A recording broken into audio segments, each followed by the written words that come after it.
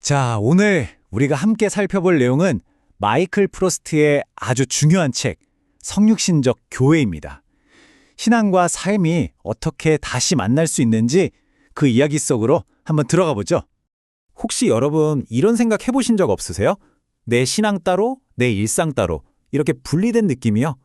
사회학자 피터 버거는 이걸 영적 노숙상태라고 불렀어요. 말 그대로 우리의 영적인 믿음과 매일매일의 삶이 서로 다른 집에서 사는 것 같은 거죠.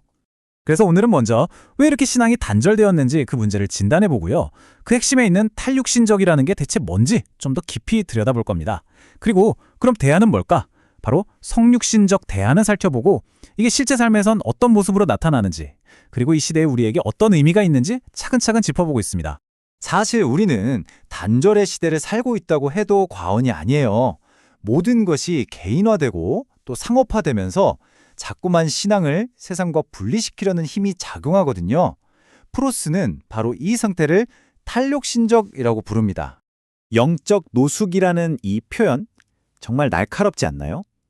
어디에나 있는 것 같지만 사실은 그 어디에도 깊이 뿌리 내리지 못하고 붕 떠 있는 듯한 우리 현대인의 모습을 너무나 잘 보여주는 말인 것 같아요. 그럼 이 문제의 뿌리는 대체 어디에 있을까요?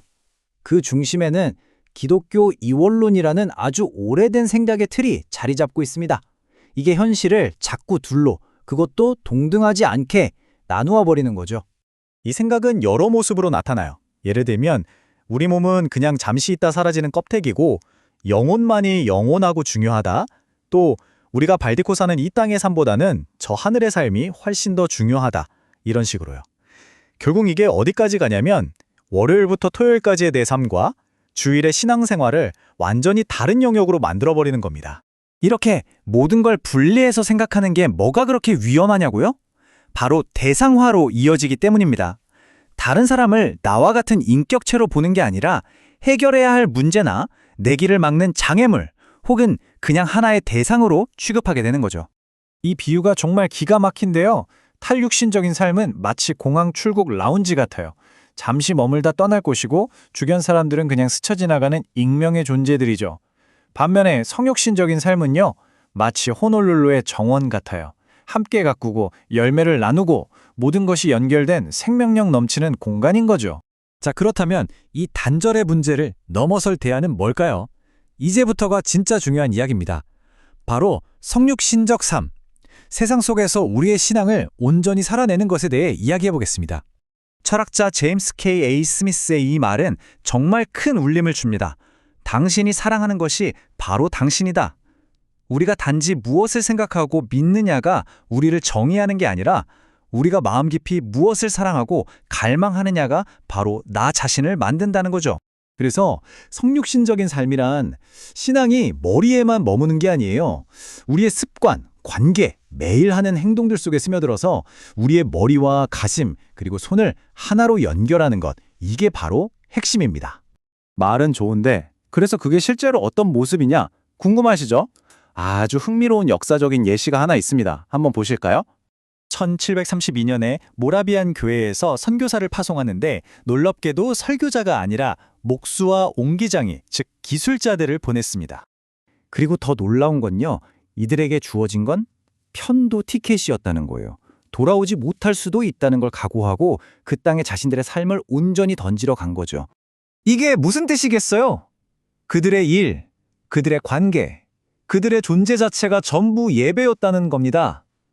책에서는 이걸 예전적 신실함이라고 표현하는데 정말 멋진 말 아닌가요? 삶 전체가 예배가 되는 거죠. 이런 관점에서 보면 제자 훈련이라는 건 교실에 앉아서 지식을 배우는 게 아니에요. 스승과 함께 먹고 자고 일하면서 삶으로 배우는 도제식 훈련에 더 가깝습니다. 예수님의 삶의 방식을 바로 내 일상에서 따라해보는 거죠. 그럼 우리가 뭘 할 수 있을까요? 여기 4가지 실천적인 자세가 있습니다. 첫째, 사람을 그냥 사람 그 다치로 대하는 겁니다. 둘째, 내 이웃의 이야기에 진심으로 귀를 기울이는 거고요. 셋째, 뭔가를 해주는 게 아니라 지역사회와 함께 파트너가 되는 겁니다. 그리고 마지막으로 꾸준히 오랫동안 그 자리를 지키는 거죠.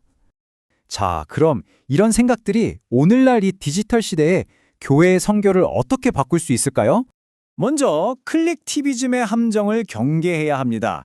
클릭 한 번, 좋아요 한 번 누르는 걸로 내가 할 일을 다 했다고 착각하게 만드는 그런 피상적인 온라인 활동 말이에요. 이건 우리를 이웃의 진짜 아픔으로부터 안전한 거리에 머물게 할 뿐이죠. 그 대신 우리에게 필요한 건 바로 선교적 상상력입니다. 이 단절된 문화 속에서 어떻게 하면 우리가 대안을 만들어낼 수 있을까 창의적으로 고민하고 실천하는 힘이죠. 우리 공동체 안에 새로운 가능성을 만들어내는 겁니다. 레슬리 뉴비긴이라는 사상가는 이런 말을 했어요. 복음은 그냥 나 혼자 믿고 끝나는 사적인 취미가 아니라 이 사회 전체를 향해 선포되어야 할 공적인 진리라고요. 우리 삶의 모든 영역과 관계를 맺어야 한다는 뜻입니다. 이 표를 보시면 그 차이가 한눈에 들어오죠. 탈육신적 교회가 사람들을 건물 안으로 모으는 데 집중한다면 성육신적 교회는 세상 속으로 보냄받았다고 믿습니다. 영성도 세상과 분리되는 게 아니라 세상에 적극적으로 참여하는 것이 되고요. 리더십도 소수가 이끄는 게 아니라 모두가 함께하는 팀이 되는 거죠.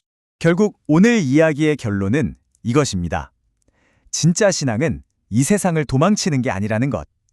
오히려 세상 한복판으로 들어가서 환대와 섬김, 그리고 진정한 함께함을 통해 하나님의 사랑을 몸으로 살아내는 것입니다.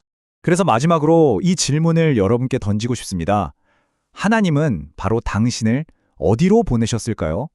당신의 일터, 당신의 가정, 당신의 이웃, 그곳에서 어떻게 성육신적인 삶을 오늘부터 살아내시겠습니까?